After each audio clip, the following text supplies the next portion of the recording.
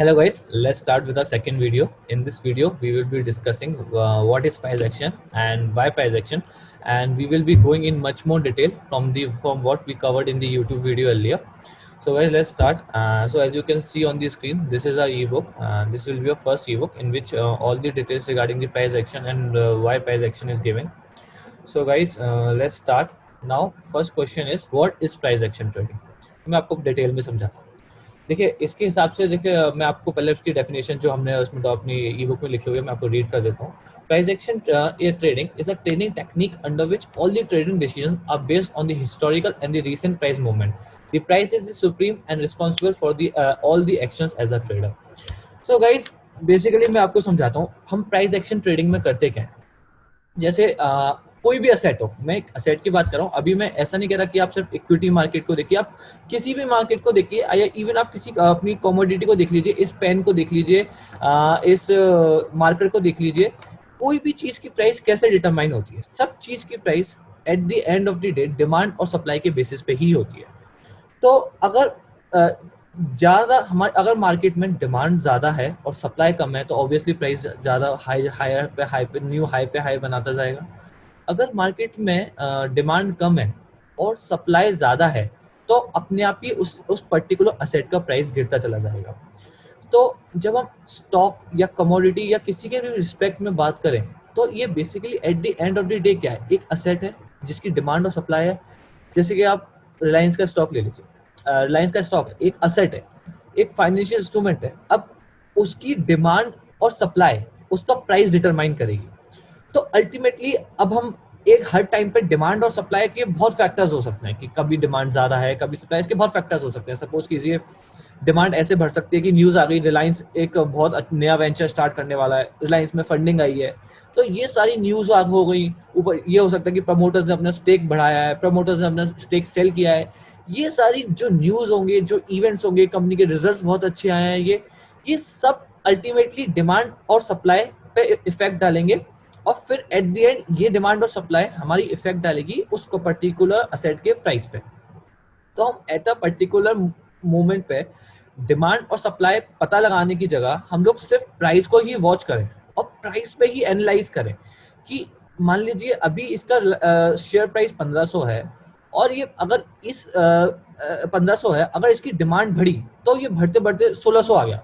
तो हमें क्या समझ आ रहा है कि इस चीज की डिमांड बढ़ रही है, कुछ इसमें इवेंट हो रहे हैं. हम इवेंट्स को ट्रैक नहीं कर रहे, हम न्यूज को ट्रैक नहीं कर रहे, हम कंपनी के फाइनेंशियल्स को स्टडी नहीं कर रहे, फंडामेंटल पे हम अभी जा ही नहीं रहे. तो हम लोगों को बस ये देखना है कि इसके प्राइस में मूवमेंट आई और ये 1500 से 16 आ गया, 1600 आ गया. तो हमें इससे पता चल रहा है इस चीज की डिमांड बढ़ रही है, सप्लाई लिमिटेड है, इसलिए इसके प्राइस बढ़ रहे हैं. तो हमने सिर्फ प्राइस को वॉच करके पता लगा लिया कि इसके पीछे डिमांड एंड सप्लाई क्या चल रही है इस समय. और फिर हमें समझ में आ गया कि जिस स्पीड से हम लोग इसने ये प्राइस रीच किया है 1500 से 1600, तो इससे फ्यूचर में और ज्यादा डिमांड आने वाली है, तो इस लेवल पे हम लोग बाय कर लेते हैं क्योंकि ये लेवल उसने पहले बहुत टाइम से क्रॉस नहीं किया था. तो ये बहुत सारी एनालिसिस होती हैं जो प्राइस एक्शन ट्रेडिंग में होती है, बट सारी की सारी एनालिसिस डिपेंड करती है आपके प्राइस मूवमेंट पे. तो बेसिकली हम लोग क्या कर रहे होते हैं प्राइस एक्शन ट्रेडिंग में, प्राइस मूवमेंट्स को across over of period of time हम लोग एनालाइज कर रहे होते हैं. मतलब जैसे जो प्राइस चेंज हो रहा है हिस्टोरिकली रिसेंटली, हम लोग most of the time recent जो प्राइस मूवमेंट हो रहे होते हैं उनको हिस्टोरिकल और अभी जो हो जस्ट अभी होके चुके हैं या पास्ट में 4-6 महीने पहले जब हुए हैं उनसे हमेशा कंपेयर करते रहते हैं रिसेंट प्राइस चेंजेस को प्राइस एक्शन ट्रेडिंग में. जैसे मैंने अभी रिलायंस का एग्जांपल दिया, तो रिलायंस अपना बार बार हाई बना रहा था 1200 1300 1400, वहां से वापस आ जाता था. वहां पे जैसे ही 1500 के वो अपने लेवल रीच करता था तो वहां पे एकदम सप्लाई बहुत ज्यादा आ जाती थी तो वो वापस से गिर जाता था. ठीक है, तो ये अब तो उसको कभी वो ब्रेक नहीं कर पा रहा था. तो अल्टीमेटली जैसा कि मैंने बोला यहाँ भी डिमांड सप्लाई आ रही है, आप समझ पा रहे हैं. जैसे मतलब रिलायंस का स्टॉक है 1200-1300 चल रहा है, ठीक है, वहां पे डिमांड सप्लाई मैच चल रही है, ठीक है, एकदम डिमांड बढ़ी. जैसे ही वो 1600 रीच करता था एकदम सप्लाई ज्यादा आती थी और वापस से उसका प्राइस डाउन हो जाता था. बट जैसे अभी रिसेंट इवेंट्स हुए, कंपनी इन्वेस्टमेंट आई, हमने रिसेंट इवेंट ट्रैक नहीं किया, हमने ये ऑब्जर्व किया कि इस बार जब वो 1600 पहुंचा तो उसमें सप्लाई नहीं आई, सप्लाई बढ़ी बट उसके साथ उससे ज्यादा तेजी से डिमांड बढ़ी. तो इसलिए उसने 1600 को विद वॉल्यूम के साथ ब्रेक किया और वहां पे अपना बाय बना.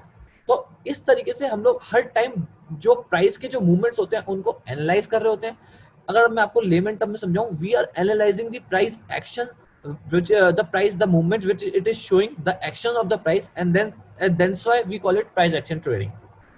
So guys, अब जैसे कि मैंने आपको पहले ही बताया, तो इसमें हम लोग जो फंडामेंटल सारे फैक्टर्स होते हैं वो सारे इग्नोर करते हैं जो मार्केट को इन्फ्लुएंस करते हैं. और क्या कहते हैं, इसमें फंडामेंटल फैक्टर सारे इग्नोर करेंगे हम लोग, न्यूज इग्नोर करेंगे, इवेंट करेंगे. हमारा मानना at the end of the day क्या है, जो भी सारे इवेंट्स हो रहे हैं, सपोज कीजिए आज आप हमारे फाइनेंस मिनिस्टर एक पैकेज अनाउंस करने वाले हैं, इकोनॉमिक पैकेज बहुत बड़ा कोविड क्राइसिस में, तो अब उससे मार्केट पे इम्पैक्ट आएगा, काफी बिल्कुल जरूर आएगा. तो हम लोग रादर ये एनालाइज करें कि निर्मला सीतारमन ने क्या क्या सारे हमारे लिए पैकेजेस रिलीज किए हैं, क्या क्या अनाउंसमेंट किए हैं. उससे बेहतर होगा, क्योंकि देखिए पैकेजेस बहुत सारे होंगे, उनको हम स्टडी करेंगे क्या किससे मार्केट पे पॉजिटिव इम्पैक्ट आ रहा है, नेगेटिव इम्पैक्ट आ रहा है, हम इतनी एनालिसिस कर ही नहीं पाएंगे. रादर हम लोग प्राइस को देखते हैं. सपोज कीजिए निफ्टी चल रहा है 9500, जब पैकेज की अनाउंसमेंट आई हमें एकदम निफ्टी मूव करके गया 10,000, तो हमें उम्मीद थी कि अब प्राइस अच्छा, एक्सपेक्टेशन आने वाली है, काफी लोगों ने बाय कर लिया होगा. बट जैसे ही पैकेज का अनाउंसमेंट आया, नेक्स्ट डे निफ्टी गिर गया, बहुत ज्यादा गिर गया, क्योंकि जो मार्केट को एक्सपेक्टेड था वो उसको नहीं मिला उस पैकेज में. तो अगर आप न्यूज के बेसिस पर ट्रेड करेंगे तो आपका हमेशा लॉस होगा. न्यूज के बेसिस पर कभी भी बिल्कुल भी ट्रेड नहीं कीजिए. जो प्राइस एक्शन ट्रेडर्स का मानना ये है, जो भी न्यूज होगी पॉजिटिव, नेगेटिव, और या फिर जिसका कोई इम्पैक्ट नहीं होगा, everything will be there in the price, and the price is the sole reflector which you will tell you everything and will provide you entry exit at the right levels. Okay, so basically हम लोग price action trading में कभी भी कोई भी news को track नहीं करेंगे, कोई भी इवेंट्स को ट्रैक नहीं करेंगे. हम लोग कंपनीज, इवन कंपनीज के फंडामेंटल डेटा को भी चेक नहीं करेंगे. हमारा पूरा का पूरा कंसंट्रेशन हमेशा प्राइस से होगा. ये रीसेंट प्राइस मूवमेंट हुई है, इस प्राइस पे जाके सप्लाई बढ़ती है तो प्राइस वापस से नीचे आ जाता है. प्रीवियस हिस्टोरिकल लेवल से हैं, इसको कभी वो ब्रेक नहीं कर पाता है इस लेवल को. जब वो ब्रेक कर रहा है वॉल्यूम के साथ, तो हमें एक ब्रेकआउट एंट्री मिल रही है. ये सारी की सारी एनालिसिस जो भी हमेशा हमारी चलेगी ना, सारी की सारी प्राइस के बेसिस पे ही चलेगी. तो दैट्स व्हाई हम लोग गुजराती ट्रेडर बोलते भी हैं, प्राइस भगवान छे, भाव भगवान छे. सच में भाव भगवान है, भाव ही सब कुछ आपको बता सकता है. आपको कोई भी चीज जरूरत नहीं है, आप मार्केट न्यूज को ट्रैक मत कीजिए, आप अपने टेक्निकल इंडिकेटर्स मत लगाइए अपने चार्ट्स पे, अपने आप को कंफ्यूज मत कीजिए, इतने सारे वेरिएबल्स, सारे किसी की चीज की जरूरत नहीं है. Just look at the price and you will know when to take the entry and when to take the exit. So next, अब मैं आपको बताता हूँ प्राइस एक्शन को आप किस कैटेगरी में रख सकते हैं. क्या ये फंडामेंटल एनालिसिस है, टेक्निकल एनालिसिस है? अगर मैं आपसे बोल रहा हूँ कि इसमें टेक्निकल इंडिकेटर यूज नहीं करने हैं, तो फिर ये टेक्निकल एनालिसिस कैसे है, मैं बताता हूँ. Basically price action trading is a technical analysis tool. ये फंडामेंटल एनालिसिस टूल नहीं है, this is a technical analysis tool. Although we don't use technical indicators. जैसे कि मैंने अपनी पुरानी वीडियो में भी आपको बताया था, मैं आपको अच्छे से और एक्सप्लेन करता हूँ दोबारा. टेक्निकल इंडिकेटर्स होते क्या हैं? जैसे रिलेटिव स्ट्रेंथ इंडेक्स है, एमएसीडी है, मूविंग एवरेजेस है, और बॉलिंजर बैंड्स हैं. ये सारे काम कैसे करते हैं इनके? अगर आपने टेक्निकल इंडिकेटर समझ लिए कि बॉलिंजर बैंड जब ऐसे कॉन्ट्रैक्ट हो रहा है, एक्सपेंड हो रहा है, आपको ट्रेड लेना है, आरएसआई 70 के ऊपर है, 30 के नीचे है, आपको पता है ट्रेड लेना है, ये सब ठीक है, ये सब आपने समझ लिया. बट कभी आपने ये जानने की कोशिश की है कि ये इंडिकेटर्स बनते कैसे हैं, ये अपनी वैल्यू ड्राइव कैसे करते हैं? तो आप कभी रिसर्च कीजिएगा अपनी, मैं आपको समझा, और मैं अपनी साइड से भी आपको समझाता हूँ. ये सारे के सारे टेक्निकल इंडिकेटर्स अपनी अपनी वैल्यू ड्राइव करते हैं प्राइस से. जो भी असेट का प्राइस होता है, इक्विटी हो गया, कमोडिटी हो गया, कोई भी असेट होगा जिसका प्राइस होगा, उसी से these indicators drive the value. तो अल्टीमेटली हो क्या रहा है, आपके पास जो डेटा आ रहा है वो कहाँ से आ रहा है? प्राइस से. And what I am telling you is to follow the price action trading. So to directly look at the price, and what these indicators are doing, they are driving their value from the price of the asset only. So what would be better? अब इससे क्या हुआ, ये आपके पास second hand information आ रही है. अब मैं आपको कहूँ सेकंड हैंड इंफॉर्मेशन कैसे आ रही है. तो आपने प्राइस को एनालाइज कर रहे हैं, प्राइस ने मूवमेंट शो करी, ठीक है, फिर ये इंडिकेटर्स उसी से ड्राइव कर रहे हैं वैल्यू, और ये आपको प्राइस से ड्राइव करेंगे वैल्यू, फिर अपनी अपनी वैल्यू बनाएंगे, फिर जनरेट देंगे, फिर आपको सिग्नल देंगे. तो ये आपकी सेकंड हैंड इंफॉर्मेशन नहीं होगी. तो ये जो इंडिकेटर्स होते हैं ये आपको सेकंड हैंड इंफॉर्मेशन देते हैं एंड हमेशा इसी वजह से आपको लेट एंट्री मिलती है। और रादर प्राइस एक्शन ट्रेडिंग वो फर्स्ट हैंड इंफॉर्मेशन है, इसलिए we call it a pure technical analysis technique for price action trading. We call it a pure technical analysis technique. Why pure? Because we are we are generating data, we are generating a call directly from the price itself. We are not following any indicators which are driving the value from the price only. तो हम ultimately technical analysis ही कर रहे हैं, but हम लोग pure form of technical analysis कर रहे हैं जो कि प्राइस से डायरेक्टली लिंक्ड है। इनडायरेक्टली लिंक नहीं है, डायरेक्टली लिंक्ड है। इनडायरेक्टली लिंक तब होगा जब हम लोग टेक्निकल इंडिकेटर बेस्ड ट्रेडिंग करेंगे। तो इसलिए एक तो न्यूज बेस्ड ट्रेडिंग होगी, वो तो आपको बिल्कुल भी नहीं करनी है, वो मैं आपको समझा ही चुका हूँ अभी। और टेक्निकल इंडिकेटर बेस्ड भी आपको मैक्सिमम ज्यादा से ज्यादा अवॉइड ही करनी है, क्योंकि उसमें डेटा का प्राइस का ही आ रहा है बट आपके पास लेट आ रहा है। ठीक है। दूसरा, अब प्राइस हिस्ट्री होती क्या है, प्राइस हिस्ट्री क्या क्या इन्वॉल्व करती है। तो प्राइस हिस्ट्री से मैंने आपको बोला कि आप प्राइस की हिस्ट्री ऑब्जर्व कीजिए और प्राइस पे को रीसेंट प्राइस के रीसेंट एक्शन से लिंक कीजिए। तो इसका मतलब क्या है, मैं आपको समझाता हूँ। आप स्विंग हाई और स्विंग लो समझते हैं, जैसे कि चलो डे के हिसाब में, मैं डे के रिस्पेक्ट में बात करता हूँ, इंट्राडे के रिस्पेक्ट में बात करता हूँ। तो आप 15 मिनट्स का चार्ट खोलिएगा किसी भी असेट का, किसी भी कमोडिटी का, तो उसमें आप देखेंगे कि चार्ट एक समझिए चार्ट एक अप ट्रेंड में है निफ्टी आज, और आपने 15 मिनट्स का चार्ट खोला तो चार्ट एक हाई बना रहा है, स्विंग हाई बना रहा है, फिर स्विंग लो बना रहा है, फिर स्विंग हाई बना रहा है, फिर स्विंग लो बना रहा है। तो अगर अप ट्रेंड में है तो वो हायर हाइज बनाएगा और हायर लोज बनाएगा। तो अब इससे हमारा एक ट्रेंड बन रहा है, अप ट्रेंड। ठीक है, राइट। ये प्राइस एक्शन की हिस्ट्री हम लोग नोट कर रहे हैं कि एक अप ट्रेंड बना रहा है, एक अपना हायर हाई बना रहा है निफ्टी, और एक अपना हायर लोज बना रहा है। तो निफ्टी एक अप ट्रेंड में है। तो बेसिकली अब हमें पता चल गया कि हम ये ऑब्जर्व कर रहे हैं कि प्राइस एक्शन के ट्रेडिंग के हिसाब से कि नीचे वाला जब वो सेकंड हाई बना रहा है, जैसे इसने पहले एक मैं आपको एक एग्जांपल के थ्रू समझाता हूँ, उससे आपको बेटर समझ आएगा। मैं आपको स्क्रीन शेयर करता हूँ। आप स्क्रीन पे देख पा रहे होंगे, ये निफ्टी का आज का चार्ट है। आज 30 जून है, तो ये निफ्टी का हमारा निफ्टी फ्यूचर्स का चार्ट है। तो बेसिकली आप देखिए आज 9:15 पे यहाँ पे आप देखना ओपन प्राइस हाई और लो।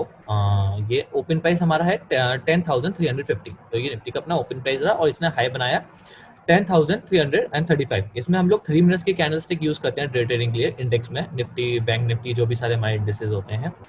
ये हम क्यों करते हैं, ये हम आपको आगे के लेक्चर्स में आपको समझाएंगे ऐसा हम क्यों करते हैं। दूसरा, आप यहाँ पे देखेंगे, यहाँ पे एक मेरी डार्क ब्लैक के साथ एक लाइन मार्क्ड है। ये लाइन मैंने आज मार्क नहीं की है, ये मेरी काफी दिन पहले से मार्क्ड है, क्योंकि ये मुझे मालूम है ये स्ट्रॉन्ग रेजिस्टेंस जोन है।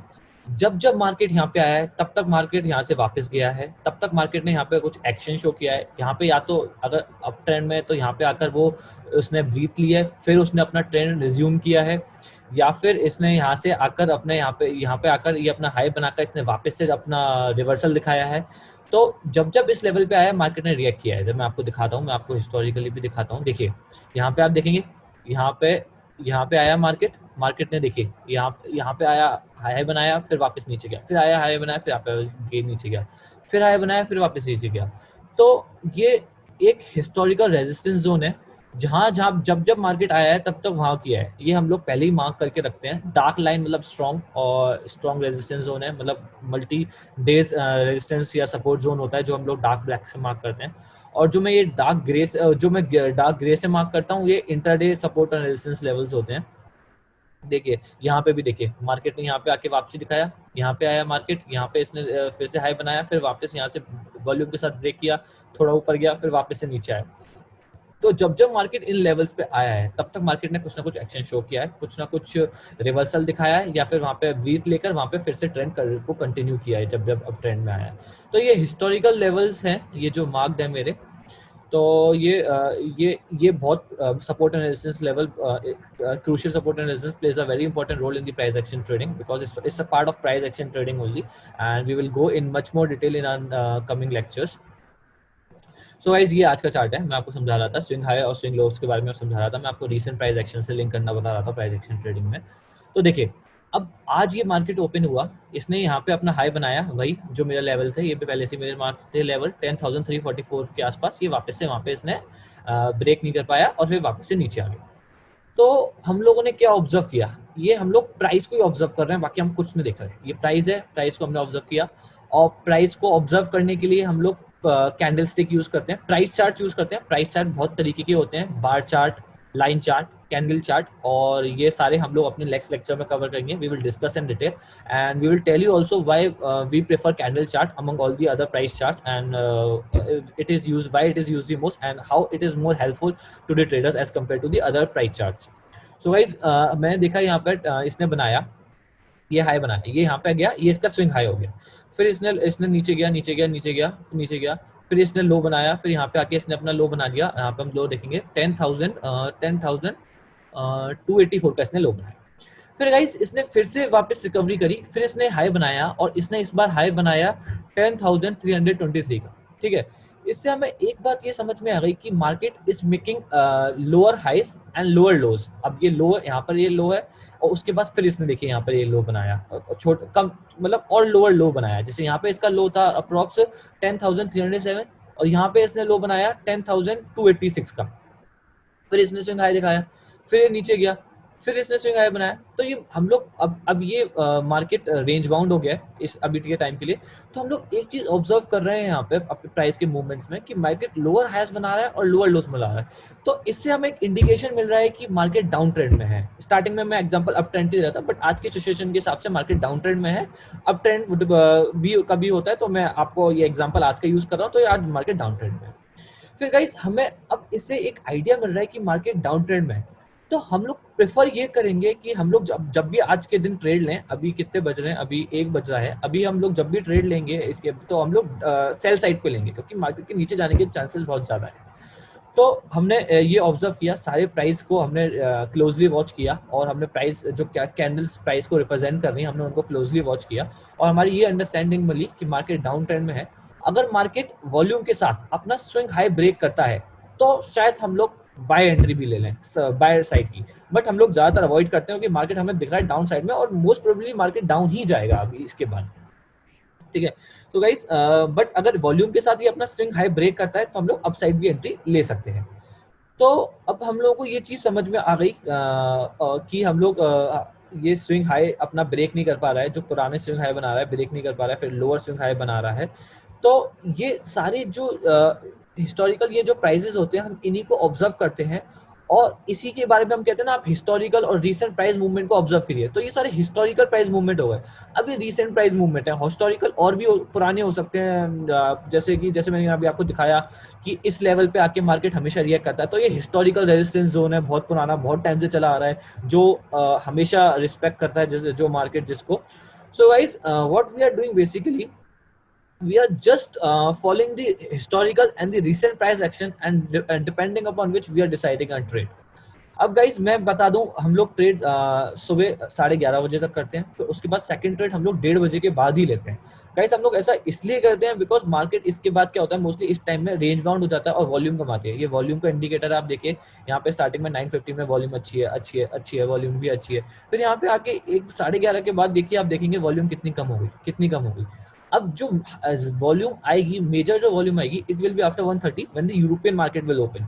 तो इस टाइम फ्रेम में क्या होता है, from 9:30 to 11:30 and from 9:30 to 11:30 AM and 1:30 to 3:30 PM, इस टाइम में मूवमेंट ज्यादा होती है, मार्केट में वॉल्यूम ज्यादा होती है, तो हमारे को मूवमेंट ज्यादा मिलती है। इस बेसिस पे इंटरडे ट्रेडिंग में बहुत हेल्पफुल रहता है। अगर हमें वॉल्यूम नहीं मिलेगा, मूवमेंट नहीं मिलेगी, तो बहुत चांसेस हैं रेंज बाउंड मार्केट में हमारा स्टॉप लॉस ट्रिगर कर जाएगा। तो इसलिए हम लोग इस बीच में टाइम फ्रेम में ट्रेडिंग अवॉइड करते हैं, और अगर हम लोग करते भी हैं जब कुछ रेयर सर्कमस्टेंसेस में, तो we do it in very small quantities. So guys ये मैंने आपको समझाया कि वो क्या होता है, रीसेंट प्राइस एक्शन क्या होते हैं, और हम लोग कैसे ऑब्जर्व करते हैं।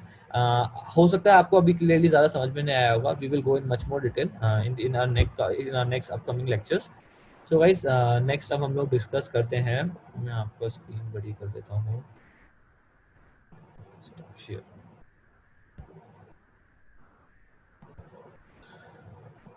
हाँ, सो गाइस, सो अल्टीमेटली हम लोग ये क्या इससे हम लोग कंक्लूड कर सकते हैं।